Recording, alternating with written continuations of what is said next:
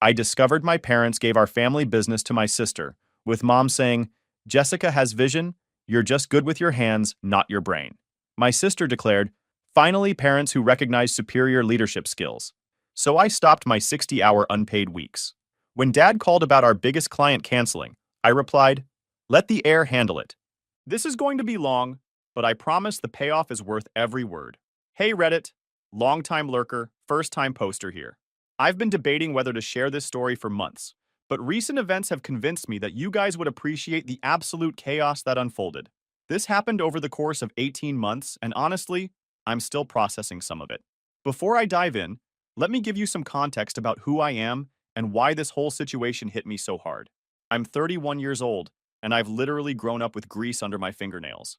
My entire identity has been built around cars, engines, and the family business that was supposed to be my future. What happened next completely shattered that identity and forced me to rebuild myself from scratch. Fair warning, this is a marathon, not a sprint. But if you stick with me until the end, you'll see exactly how someone can go from being the family golden boy to orchestrating their complete financial destruction. Sometimes revenge isn't about getting even. It's about showing people the true cost of their choices. My story begins at Thunder Automotive, the custom car shop my grandfather started in 1987. This isn't your typical oil change garage. We're talking full-service performance builds, race cars, engine swaps, and custom fabrication that makes cars faster, louder, and more beautiful. Growing up, that shop was my real home. From the time I could walk, Dad had me there every weekend learning the difference between socket and combination wrenches, reading engine codes, and understanding why certain metals work for specific applications. While other kids watched cartoons, I learned to diagnose problems by listening to an engine idle and properly torque bolts. By 12, I could diagnose engine problems faster than mechanics with decades of experience. By 16, I was doing complete engine rebuilds that would make grown men weep with joy. This wasn't child labor. I genuinely loved every minute. There's something magical about taking broken machinery and making it better than it ever was. Cars made sense to me in ways school subjects never did. My sister Jessica, now 26, couldn't have been more different if we were from different planets. While I learned to weld and fabricate custom parts, she got weekly manicures and complained about getting grease on her designer clothes walking through the shop. She went to college for communications, which apparently means taking professional selfies and writing meaningless captions with maximum buzzwords. After high school, I went straight into Thunder full-time. Dad promised I was building something for myself, that Thunder would be mine someday, that all the sacrifice would pay off when I inherited the business. I believed him completely. Why wouldn't I? Here's where things get twisted. For 8 years, I've worked 70 to 80-hour weeks for exactly $42,000 annually. Master mechanics with my skills typically earn $75,000 to $90,000. Custom fabricators who do my level of work often pull $100,000 plus, especially in our market where wealthy clients pay premium prices. I was working for half my market value because Dad convinced me it was an investment in your future and keeping costs down while the business grows. Meanwhile, Jessica shows up maybe 20 hours per week as social media manager, making $38,000. Her job consists of posting Instagram stories of cars I built, with captions subtly taking credit for my work, flirting with male customers, and planning marketing events that are really just company-funded parties. Thunder generates $1.2 million annually. We employ 6 mechanics, 2 apprentices, and we're booked solid 4 months out. I handle virtually all complex custom builds personally, frame-off restorations, modern LS swaps into classics, specialized racing components built from scratch. I also manage the crew, deal with difficult customers, coordinate suppliers, and run daily operations while Dad focuses on big-picture stuff, playing solitaire and taking long lunches. Jessica's biggest contribution was a TikTok video that got 50,000 views from teenage boys more interested in her appearance than our expertise.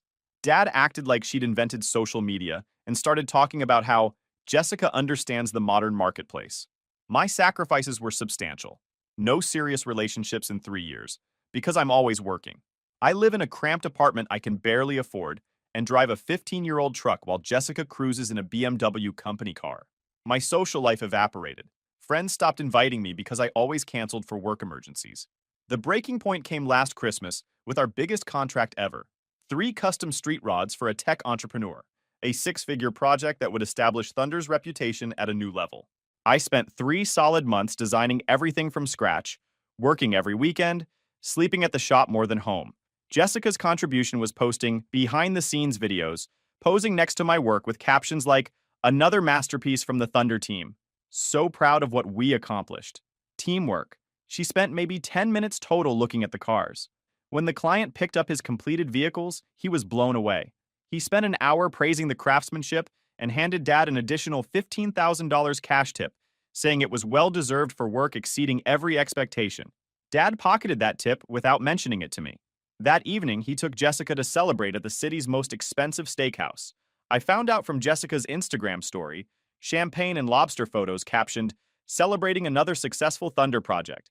Blessed Archier's hard work pays off." I should have seen the writing on the wall then, but apparently I've always been slow at reading people's true intentions. The moment that changed the entire trajectory of my life happened 3 months ago, on what seemed like a completely ordinary Tuesday evening. I was staying late at the shop to finish installing a turbocharger system on a customer's Mustang GT, one of those jobs that should take 6 hours, but always ends up taking 8 because you discover 3 other problems that need fixing along the way. Around 9 p.m., I realized I needed the shop's current insurance policy number to complete some paperwork for the customer. All of our important documents are kept in a filing cabinet in Dad's office, which is usually locked up tight after business hours. But that particular evening, Dad had forgotten to lock it when he left for the day. I went into his office and started digging through the filing cabinet, looking for the folder marked insurance policies. Dad's organizational system has always been questionable at best, so I was shuffling through dozens of randomly ordered folders when I spotted something that made my blood run cold. There was a manila folder marked Succession Planning, Confidential, tucked between some old tax documents. The moment I saw those words, my heart started pounding so hard I could hear it in my ears. You know that feeling when you discover something you absolutely weren't supposed to see, but you can't stop yourself from looking. That moment when curiosity and dread are fighting for control of your brain? That was exactly this situation. My hands were literally shaking as I opened the folder. Inside was a complete legal document outlining the future ownership transfer of Thunder Automotive. According to the paperwork, effective on Dad's 60th birthday next year, 100% ownership of the business would transfer to Jessica. Not shared ownership between the two kids. Not a partnership arrangement. Not even a controlling interest with minority shares for me. Everything, the shop, the equipment, the customer relationships, the reputation I'd spent 8 years building, all of it would belong to Jessica. But that wasn't even the worst part. As I kept reading through the documents, I found email chains between Dad and his attorney going back 6 months. The discussions weren't just about transferring ownership, they were about what to do with me afterward. There were detailed conversations about ensuring Jessica's financial security and multiple references to how Tyler will land on his feet. He's got the skills to start his own place somewhere else. The most devastating section was titled Employee Transition Plan, which was essentially a roadmap for my termination. According to their timeline, I would be fired approximately 6 months after Jessica officially took ownership. The stated reasoning was that I would be too expensive to maintain on staff, and that Jessica would need to establish her own management style without interference from previous leadership. They weren't just planning to cut me out of ownership. They were planning to remove me from the business entirely once Jessica was established as the owner.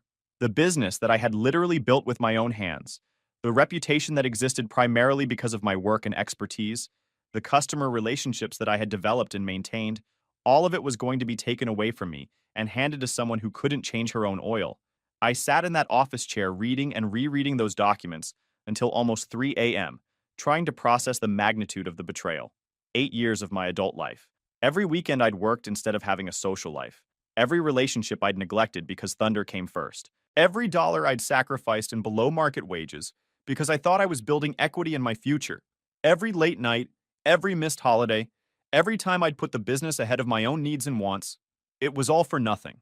Worse than nothing, actually, because they had actively planned to discard me once I was no longer useful to their plans. The betrayal cut deeper than anything I'd ever experienced because it wasn't just about money or business ownership. They were stealing my identity. For my entire adult life, I had been Tyler from Thunder Automotive.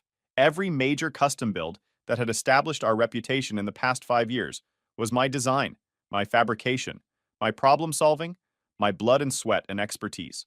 The business existed at its current level of success primarily because of work that I had done, relationships that I had built, and a reputation that I had earned through consistent excellence. I took photos of every single document with my phone, making sure to capture all the email chains and legal paperwork. Then I carefully put everything back exactly where I'd found it and locked the filing cabinet. The drive home was surreal. I felt like I was moving through a dream, or maybe a nightmare. Everything looked the same as it had that morning, but my entire reality had shifted completely. I didn't sleep for the next 2 days. Every time I closed my eyes, I saw those documents. Every time I tried to eat, I felt sick. Every time my phone rang with a work call, I wanted to throw the device across the room. The worst part was having to go into work and act normal, knowing what I knew, pretending everything was fine while making plans that would ultimately benefit the person who was planning to destroy my life. I spent an entire week in a fog of anger and disbelief, debating whether to confront them immediately or plan my response. Part of me hoped there was some reasonable explanation, but deep down I knew better. The email chains were too detailed, the timeline too specific. I decided to confront them at our monthly family dinner, first Sunday of every month at my parents' house for Mom's pot roast and quality family bonding time. I had printed copies of the most damning documents folded in my jacket pocket, practically burning against my chest. Dinner conversation was painfully normal. Dad talked about some vintage Camaro he was considering at auction. Jessica showed off photos from her latest business trip to Miami, obviously a company-funded vacation, and Mom discussed their upcoming Caribbean cruise for Dad's birthday. Meanwhile, I sat there knowing they were planning to completely upend my life in 9 months. After Mom served her homemade apple pie, I pulled out the documents and spread them across the dining room table. "I found something interesting in your office the other night, Dad," I said, trying to keep my voice steady. The atmosphere changed instantly. Dad went white, Mom gasped and nearly dropped her coffee, and Jessica got this calculating expression. Not surprised, but like she was figuring out how much I knew. "What were you doing in my office?" Dad asked defensively, avoiding the actual content. "I needed the Morrison insurance policy number, but I found this instead." I gestured to the succession planning documents.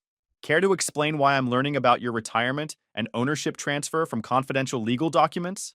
Deafening silence. Mom started crying quietly. Dad refused eye contact, and Jessica actually rolled her eyes like this was somehow inconvenient for her. "Look, Tyler," Dad finally said, "this is just business. Nothing personal. Jessica needs financial security more than you do. You've got skills to start your own shop." "Skills I learned here," I replied. "Building a business you're handing to someone who doesn't know the difference between a carburetor and a catalytic converter." "I know more about this business than you think," Jessica snapped. "I understand customer relations, marketing, business development. You just work on the mechanical stuff." "Just the mechanical stuff. 8 years of building their reputation and I just work on the mechanical stuff." "Customer relations?" I laughed bitterly. "Like when you told Mrs. Henderson her Corvette would be done in 2 weeks when you knew it'd take 6. I dealt with her calling daily for a month, screaming about broken promises." "That's not my fault you guys work so slowly," Jessica shrugged. That broke something inside me. "I work slowly?" "Jessica, I've personally designed and built 80% of every custom project this shop has completed in 5 years. You couldn't build a go-kart if your life depended on it." "Tyler," Mom yelled, "don't talk to your sister like that." "My sister who's inheriting everything I built while planning to fire me 6 months later?" The dead silence told me everything. They all knew about the termination plan. "It's not personal," Dad said quietly. "Jessica needs to run things her way. Having you there might be confusing." "Confusing?" "My presence would be confusing to the new owner." I stood up, looking at each of them carefully, knowing this would be the last time we'd all be in the same room as a family. "You know what's actually confusing? How you can sit here pretending this is business strategy when you're literally stealing 8 years of my life's work." "We're not stealing anything," Jessica said coldly. "It's Dad's business. He can do whatever he wants with it." "You're absolutely right," I replied, "which means I don't owe it anything anymore." I walked out and never returned for another family dinner. After that disastrous family dinner, I entered what I can only describe as strategic planning mode. I wasn't going to let my emotions drive my decisions, and I definitely wasn't going to rage quit and storm out empty-handed. If they wanted to play games with my future, I was going to make sure I won. For the next 4 weeks, I maintained a completely normal facade at work while systematically preparing for my departure. Every morning I showed up on time, worked on customer projects with my usual level of dedication and expertise, and acted like nothing had changed. But every evening after the shop closed, I stayed late to document everything I'd contributed to the business over the years. I photographed every custom build I'd designed and fabricated, saving detailed images of the before, during, and after stages. I copied every customer testimonial that specifically mentioned my work or expertise. I documented every process improvement I'd implemented, every supplier relationship I'd developed, every innovation I'd brought to the shop's operations. I created a comprehensive portfolio that demonstrated exactly how much of Thunder's success was directly attributable to my skills and efforts. I also started reaching out to our network of suppliers and subcontractors, the relationships I'd built over years of working together on complex projects. These weren't just business contacts. Many of these guys had become genuine friends who respected my work and trusted my expertise. When I casually mentioned that I might be considering starting my own shop in the future, the response was overwhelmingly positive and supportive. Tyler, if you go out on your own, you'll have my business immediately, said our engine builder. You're the only person at Thunder who actually understands what we do here, and you always know exactly what you want when you place an order. Our paint and body subcontractor had a similar response. Man, I've been waiting for you to start your own place. Working with you is always smooth and professional. Some of the other guys at Thunder, not so much. But my real ace in the hole was Marcus Webb, who owns Webb Performance about 30 miles south of us. Marcus runs Thunder's biggest competitor in the region, and we'd worked together on several projects over the years when clients needed services that neither shop could handle alone. Marcus had been trying to recruit me for years, regularly telling me that I was wasting my talents working for someone else. I met Marcus for lunch on a Thursday afternoon and laid out the entire situation for him. I told him about the succession plan, the planned termination, everything. His reaction was immediate and intense. Jesus Christ, Tyler. After everything you've built there? That's messed up even by family business standards. I need options, Marcus. If I'm getting thrown out anyway, I want to land somewhere good. Forget landing somewhere good.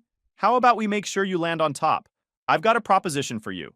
Marcus had been planning to expand Web Performance into high-end custom fabrication for years, but he lacked the specific expertise and reputation needed to compete at that level.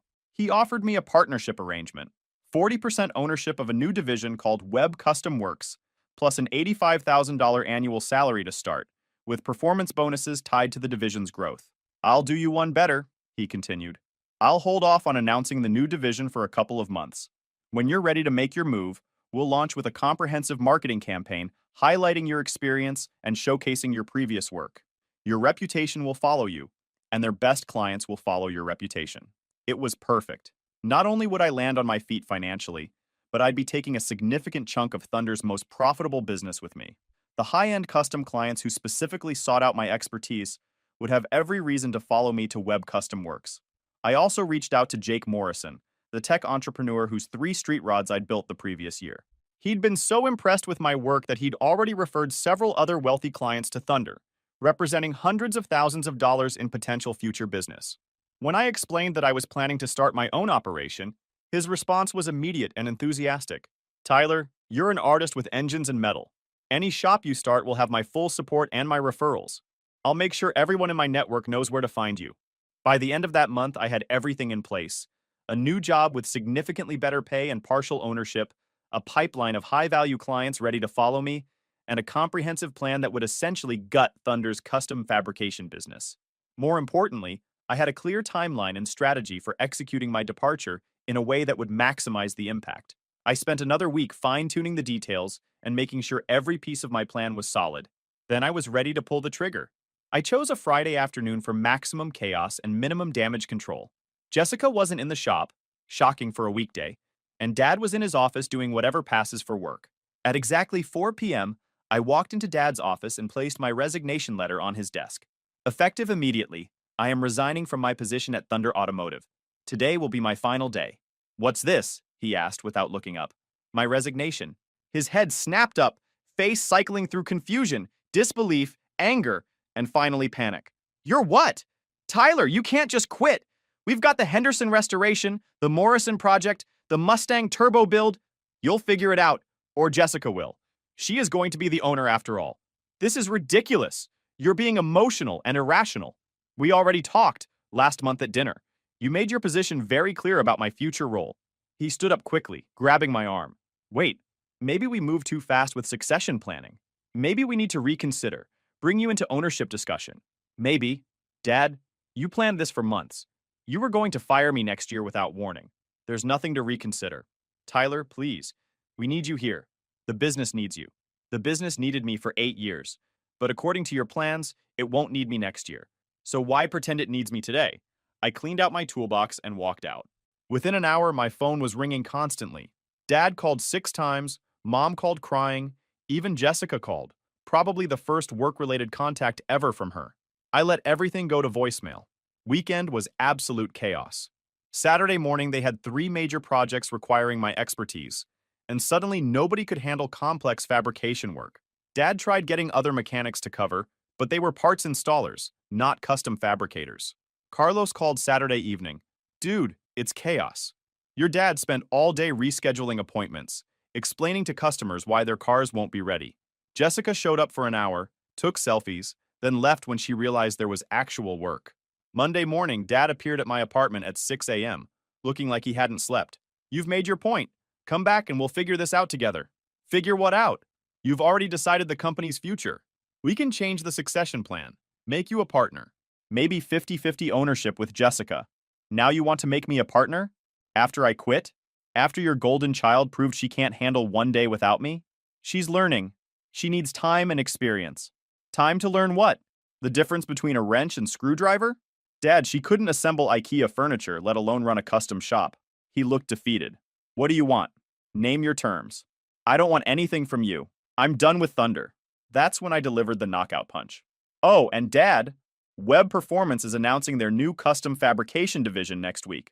Guess who's running it? The color drained from his face. He knew exactly what that meant for Thunder's business. Tyler, you can't do that. That's betrayal of everything we built together. No, Dad. Betrayal is what you did to me. This is just business. The next 6 weeks were pure entertainment from my perspective. I started at Web Custom Works and immediately felt like I could breathe again for the first time in years. Marcus had set me up with an incredible workspace. All new equipment, unlimited budget for specialized tools, and complete creative freedom to build the kind of projects I'd always dreamed of working on. Meanwhile, Thunder Automotive was collapsing faster than a house of cards in a hurricane. Carlos became my unofficial source of daily updates about the chaos, and every phone call was more entertaining than the last. Week 1 was a disaster of epic proportions. Dude, they've had to reschedule or cancel 12 appointments because Jessica tried to handle customer consultations on her own. She quoted a complete suspension rebuild as 4 hours of labor. 4 hours! She literally thought a full suspension rebuild would take 4 hours. Week 2 got progressively worse. Remember that twin-turbo Mustang build for the pharmaceutical rep? Jessica told the customer it would add at least 300 horsepower, maybe 400 if we really dial it in. Now he wants performance guarantees in writing, and she's completely panicking because she has no idea what turbo setup can actually deliver on a stock engine. Week 3 brought the first major client loss. They lost the Morrison referral. You know, the guy who was going to have us build that custom Chevelle? Jessica showed up to the consultation wearing club clothes and spent the entire meeting taking selfies with his car and asking if she could post them on Instagram. He walked out halfway through and called Web Performance that afternoon. Week 4 was when the financial impact really started hitting home. Henderson came by screaming again. Jessica promised his Corvette would be done this week, but nobody's even started the bodywork yet. He's threatening to take the car somewhere else and demand a full refund for work that hasn't been completed. But the real fireworks started when Web Custom Works officially launched. Marcus and I had planned the announcement perfectly, timing it for maximum impact during the spring season when people start thinking about their summer car projects. We put out a comprehensive press release highlighting my 8 years of experience and showcasing detailed photos of my previous custom builds, carefully avoiding any copyrighted Thunder material while making it obvious who had actually done the work. The response was immediate and overwhelming. Within 48 hours of our announcement, 6 of Thunder's biggest clients called to schedule consultations with Web Custom Works. These weren't small jobs. We're talking about 75,000 plus custom builds that would have been Thunder's primary revenue source for the next 8 months. Dad called me that Thursday evening, and I could hear the desperation in his voice from the moment he started talking. Tyler, this isn't right. You're actively trying to destroy everything we've built. I'm not trying to destroy anything, Dad. I'm just giving customers what they want. Quality work from someone who actually knows what he's doing. These were our clients first. We've had relationships with some of these people for years. Had relationships. Past tense, because when Mr. Patterson called Thunder last week asking about his Chevelle project, Jessica told him you guys were too busy for small projects right now. So he called us instead. Funny how customer service works. The silence on his end was deafening. Tyler, we're family. This isn't how family treats each other. You're absolutely right, Dad. Family doesn't secretly plan to fire each other. Family doesn't exclude each other from major life decisions. Family doesn't take credit for each other's work while planning to throw each other away when it's convenient. 2 weeks later, Jessica had her first major catastrophe. She'd convinced some young guy with more money than automotive knowledge to let her project manage a complete LS engine swap into his vintage Camaro. This should have been a straightforward job for someone with actual experience. But Jessica treated it like she was directing a movie instead of managing a complex mechanical project. She decided to livestream the entire build process on Instagram, providing running commentary about how easy engine swaps are and how she was totally in charge of every aspect of the project. The problem was that she kept giving the mechanics incorrect instructions, insisted they use the wrong parts because they looked cooler in the video, and generally turned what should have been a 3-day job into a 2-week nightmare of corrections and repairs. The final disaster came when she insisted they paint the engine bay bright pink because it would totally pop on social media and get us tons of viral attention. The customer completely lost his mind when he saw what they'd done to his classic car, threatened to sue for damages, and demanded a full refund, plus compensation for the decreased value of his vehicle. Dad had to eat $18,000 in labor and parts costs just to make the situation go away quietly. Carlos called me that evening, barely able to control his laughter. Dude, she's officially banned from the shop floor now. Your dad literally told her she's not allowed to interact with customers or mechanics anymore. She's confined to social media posting only, and even that has to be approved before it goes live. But the hits just kept coming. 4 more major clients followed the Patterson-Chevelle to Web Custom Works. Thunder's revenue dropped by nearly 50% compared to the previous year, and they were losing customers weekly as word spread about their quality and reliability problems. The final nail in Thunder's coffin was coming, and Jessica was going to hammer it in herself. The ultimate destruction of Thunder Automotive came from the most unexpected source possible, Jessica's own desperate attempt to save the business she was about to inherit. As the company continued its death spiral over the following months, she became increasingly frantic about finding a solution that would restore their reputation and bring back the customers they'd lost. Dad was barely speaking to her at this point, spending most of his time locked in his office, making frantic phone calls to suppliers and former customers, trying to salvage whatever relationships he could. Mom was having what she called stress-induced health issues that required frequent doctor visits and prescription medication. The family was falling apart, and Jessica decided she was going to be the hero who saved everything. Her brilliant plan was to leverage what she saw as her greatest asset, her social media following. She'd managed to build up about 50,000 Instagram followers over the past few years, mostly young men who were more interested in her appearance than her automotive expertise. Jessica convinced herself that this made her a marketing genius who understood the modern marketplace better than anyone else in the family. She spent $25,000 of company money, without consulting Dad or getting any kind of approval, to hire a Los Angeles-based influencer marketing company that promised to revolutionize Thunder's brand presence and create viral content that would transform the business. These were exactly the kind of smooth-talking social media consultants who prey on desperate business owners who don't understand the difference between real marketing and expensive nonsense. The campaign they created was everything you'd expect from people who had never actually worked on a car in their lives. They rented exotic sports cars that Thunder had never worked on, hired Instagram models to pose in bikinis while holding tools they couldn't identify, and produced this incredibly cringe-worthy video where Jessica pretended to rebuild an engine while wearing designer clothes and full makeup. The video was supposed to go viral and bring in a flood of new customers who would be attracted to Thunder's lifestyle brand approach to automotive customization. Instead, it got absolutely destroyed by the actual car community. The comments section was a brutal massacre of criticism about everything wrong with modern car culture, with real enthusiasts calling Thunder a poser shop run by social media wannabes and questioning whether they could actually build anything more complex than the fake setups shown in the video. But the real disaster happened when the video caught the attention of an automotive blogger who decided to fact-check Thunder's claims about their previous work. This guy was thorough and persistent, digging deep into the company's history and cross-referencing Jessica's social media posts with actual project documentation. He published a detailed investigation titled Thunder Automotive's Instagram, Princess Takes Credit for Brother's Work, that included side-by-side comparisons of Jessica's posts, claiming credit for various builds versus documentation proving that I had actually done all the design and fabrication work. The article went viral within the automotive community, getting shared across every major car forum, Facebook group, and YouTube channel.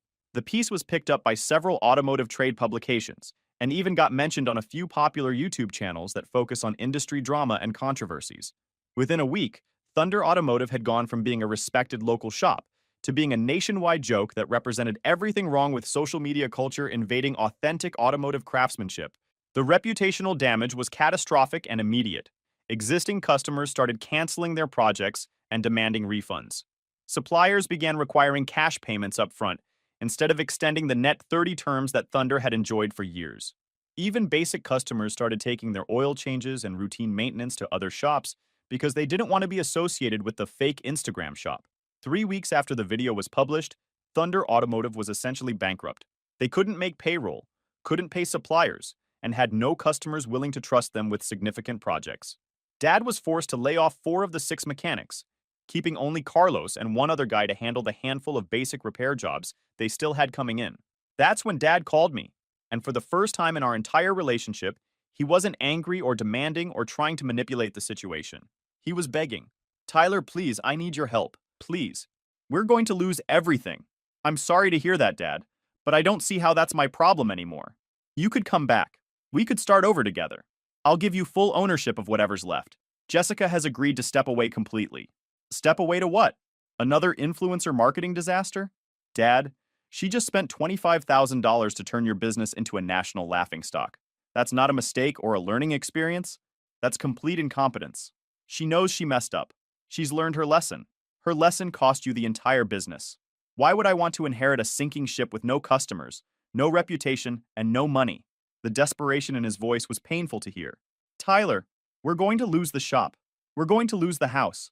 Everything your grandfather built, everything I've worked for my entire adult life. Your mother. This stress is killing her.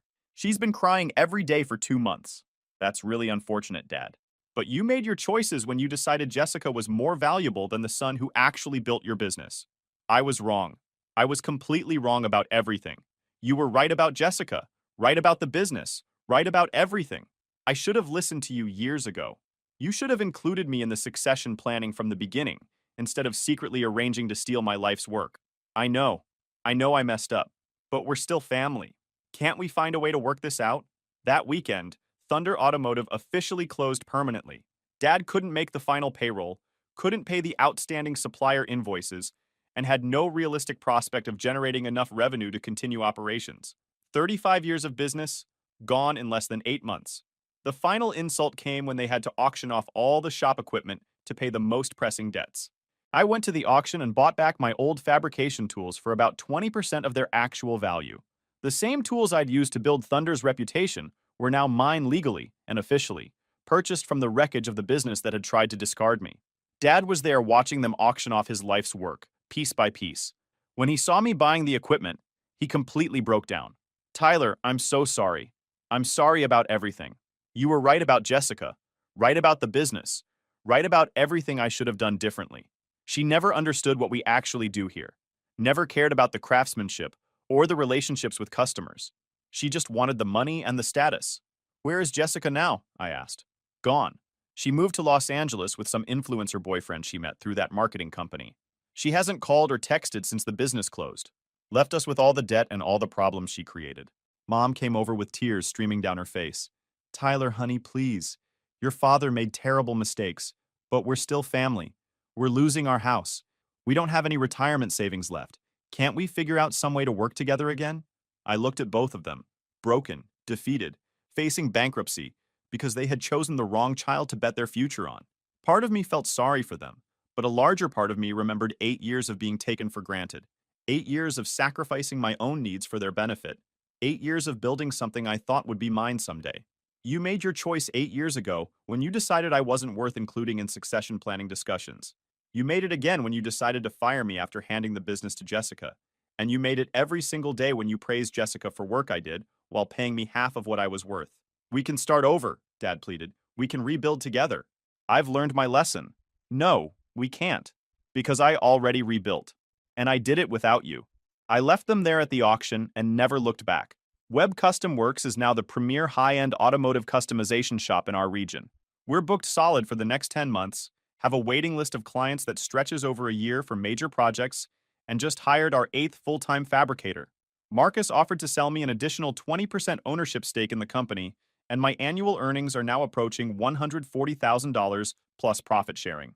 My parents lost their house and had to file for bankruptcy protection. Dad eventually found work at a chain oil change facility making $16 per hour, quite a step down from owning a successful business. Jessica's influencer dreams crashed when her boyfriend dumped her and her follower count tanked after the Thunder scandal became widely known. Last I heard, she was working at a restaurant and living with roommates in a cramped apartment.